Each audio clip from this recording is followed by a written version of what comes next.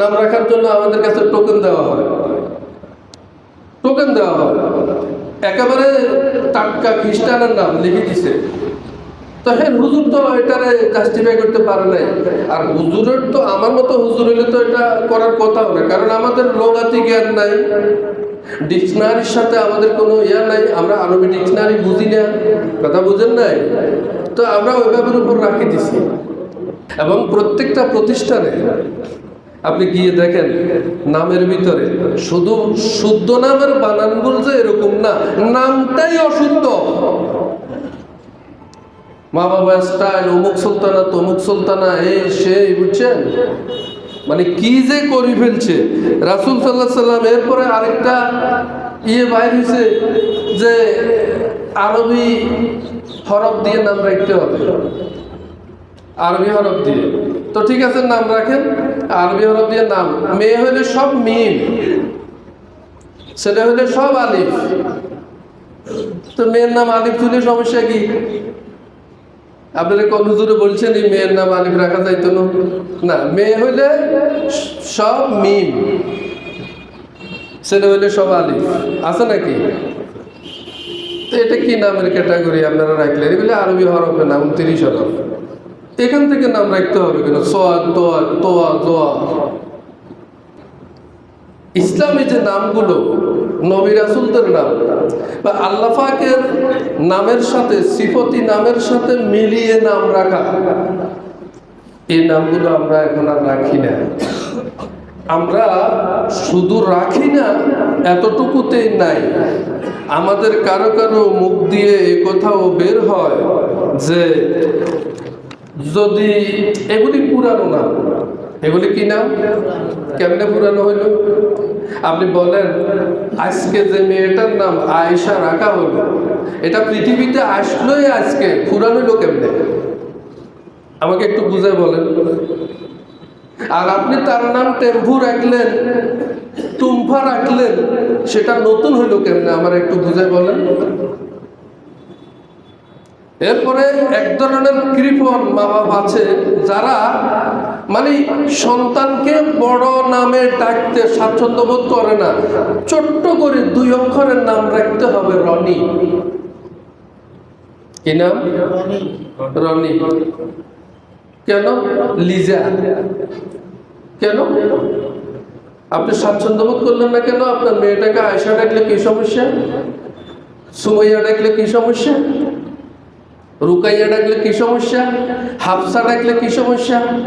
রাসূল সাল্লাল্লাহু আলাইহি সাল্লামের একজন স্ত্রীর নাম হাফসা, যিনি ওমর রাদিয়াল্লাহু তাআলা আনহুর কন্যা। তো হযরত ওমর রাদিয়াল্লাহু তাআলা আনহু হাফসা এটা ডাকতে স্বাচ্ছন্দ্য বোধ করলেন। আপনি ওমরের উত্তরসূরি, ওমরের অনুসারী, আপনার কন্যার নাম হাফসা রাখার জন্য বলা হলো, আর আপনি আর আপনার স্ত্রী উভয় ফতোয়া একমত হলেন যে এটা একটু ভারী নাম, মুখে যেন ইজি ভাবে আসে, তার নামটা রনি রাখো। এবং সর্বনাশ করে ফেলাইছে, রনি ছেলের নামও, রনি মেয়ের নামও। রনি এলাকা রাগই না, আমি আপনার ভুল ধরে দিতে এসেছি। রনি ছেলের নামও হয়, তো ছেলের নাম হলে এটা আবার মেয়ের নাম কেমনে হয়? আমার একটু বুঝায় বলেন। এটার জন্য ইসলামের কাছে যাওয়ার দরকার নাই। যারা জেনারেল লাইনে লেখাপড়া করেছেন, যারা আরবি বাংলা ব্যাকরণ পড়েছেন, যারা পুল্লিঙ্গ আর স্ত্রীলিঙ্গ বুঝেন, তারা আমাকে একটু বুঝায় বলেন, শাহিন যদি পুল্লিঙ্গ হয়, মেয়ের নাম কেমনে শাহিন হয়? স্যাররা একটু বলেন। মাহি রাসূল সাল্লাল্লাহু আলাইহি সাল্লামের একটি উপনাম। রাসূল সাল্লাল্লাহু আলাইহি সাল্লামের একটি উপনাম হচ্ছে কি? মাহি। মাহি যদি রাসূল সাল্লাল্লাহু আলাইহি সাল্লামের নাম হয়, আপনি যদি ভক্তি সহকারে মাহি নাম রাখেন ছেলের নাম, তো মাহি মেয়ের নামটা কেমনে রাখলেন? রাসূল সাল্লাল্লাহু আলাইহি সাল্লাম কি নারী ছিলেন? নাউযুবিল্লাহ। তো আপনি মেয়ের নাম মাহি কেমনে রাখলেন? অসংখ্য মেয়ের নাম মাহি, ওই নর্তকীর নামের অনুসরণ করে রাখে দিছে, এর মাইয়ার নাম মাহি, মাহিয়া মাহি। তা আপনার অনুসরণ কি মাহিয়া মাহিনী?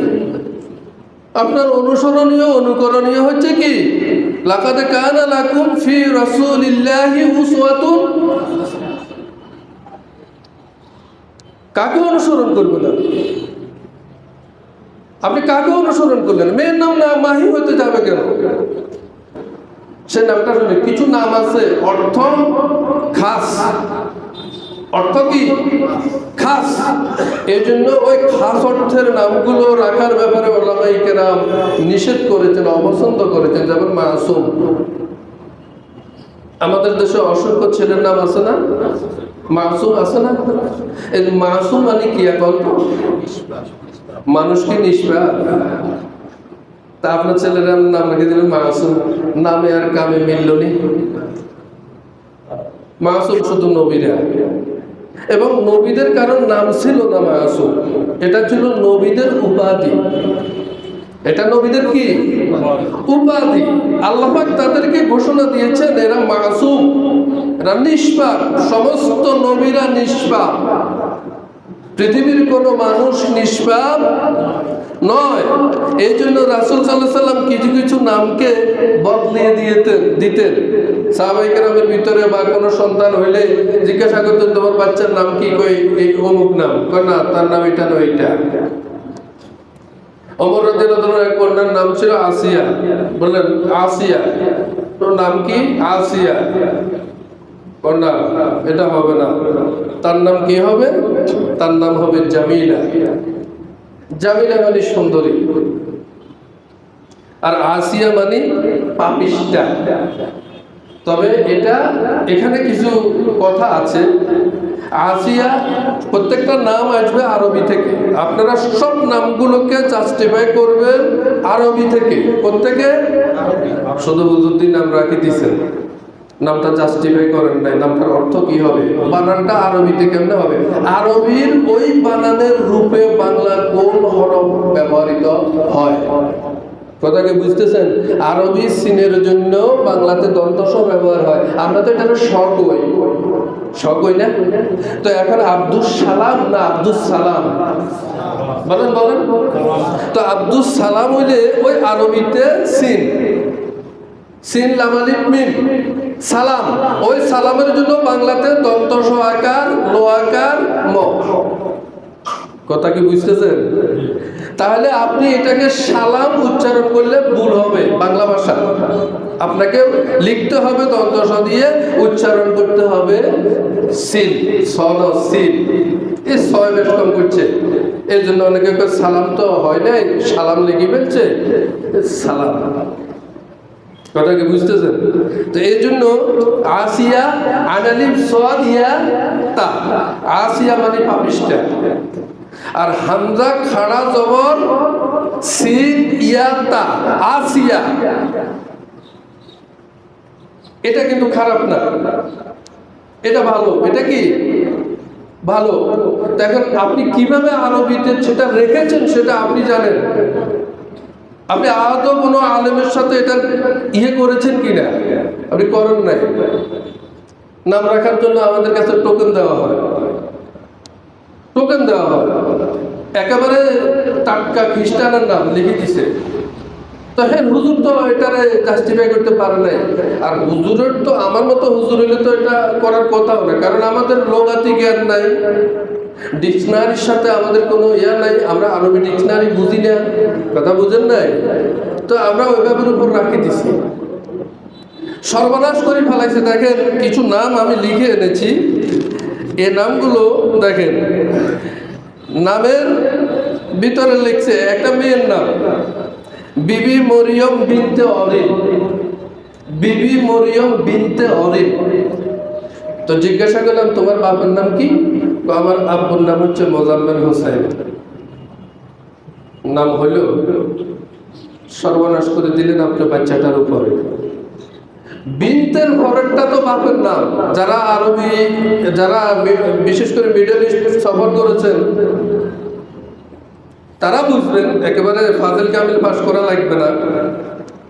বিন এটা হলো পুল্লিঙ্গ, বিনতে এটা হলো স্ত্রীলিঙ্গ। মেয়ের নামে বিনতে ফাতেমা বিনতে মুহাম্মদ সাল্লাল্লাহু আলাইহি সাল্লাম, কথা বুঝেন না? আবার মোহাম্মদ বিন আব্দুল্লাহ না, মোহাম্মদ বিনতে আব্দুল্লাহ, মোহাম্মদ বিন আব্দুল্লাহ। কথা কি বুঝতেছেন? জামশেদ বিন খুরশিদ, অর্থাৎ খুরশিদের ছেলে জামশেদ। আসিয়া বিনতে খুরশিদ, খুরশিদের কন্যা আসিয়া। তো এখন মরিয়ম বিনতে অরিন হলে তাহলে অরিনের মেয়ে মরিয়ম। জিজ্ঞাসা করলাম তোমার ডাকে কি? আমরা তো ডাকে অরিন। কি সর্বনাশ করেছে! এরপরে ওমর ইবনে সিয়াম, পিতার নাম আব্দুল আজিজ। আমি এগুলো একবারে ডকুমেন্টারি বলতে চাই, আরো 4-5টা আমার কালেকশনে ছিল, কালকে তালাশ করছি আর পাইনি। ওমর ইবনে সিয়াম, ডাকে সিয়াম, বাবার নাম আব্দুল আজিজ। কি সর্বনাশ করেছে! তো আমি তার অভিভাবকের সাথে যোগাযোগ করে এই বিষয়টা জানাইছি, তারা এটা ঠিক করবো বলছে। এরপরে দাওয়াতে গেলাম এক জায়গায়, হুজুর আসতে দেরি হইতেছে আপনার, এর জন্য ওই হুজুরের নামটা নাকি দিছে। কি নাম রাখছে? Osama bin Zayed. তো তোর নাম কি? নাম একরামুল্লাহ। কি সর্বনাশ করছে বলেন! এগুলি অহরহ চলতেছে। আমি 5টা কালেকশন করেছি, এই বোয়াগে কালেকশন করলে আরো 5টা পাওয়া যাবে, এই সুজাপুরে কালেকশন করলে আরো 5টা পাওয়া যাবে। এবং প্রত্যেকটা প্রতিষ্ঠানে আপনি গিয়ে দেখেন, নামের ভিতরে শুধু শুদ্ধ নামের বানান বলছে এরকম না, নামটাই অশুদ্ধ। মা বাবা স্টাইল, অমুক সুলতানা তমুক সুলতানা, এই সেই, বুঝছেন? মানে কি যে করি ফেলছে রাসূল সাল্লাল্লাহু আলাইহি সাল্লাম। এরপরে আরেকটা বাইর হয়েছে যে আরবি হরফ দিয়ে নাম রাখতে হবে, আরবি হরফ দিয়ে। তো ঠিক আছে, নাম রাখেন আরবি হরফ দিয়ে নাম। মেয়ে হইলে সব মিম, ছেলে হইলে সব আলিফ। তো মেয়ের নাম আলিফ তুলে সমস্যা কি? আপনারা কোন হুজুরে বলছেন এই মেয়ের নাম আলিফ রাখা যাইতো না? মেয়ে হইলে সব মিম, ছেলে হইলে সব আলিফ, আছে নাকি? তো এটা কি নামের ক্যাটাগরি আপনারা রাখলেন? এগুলো আরবি হরফে নাম, 29 হরফ। এখান থেকে নাম রাখতে হবে কেন? সোয়া, তোয়া, তোয়া, দোয়া।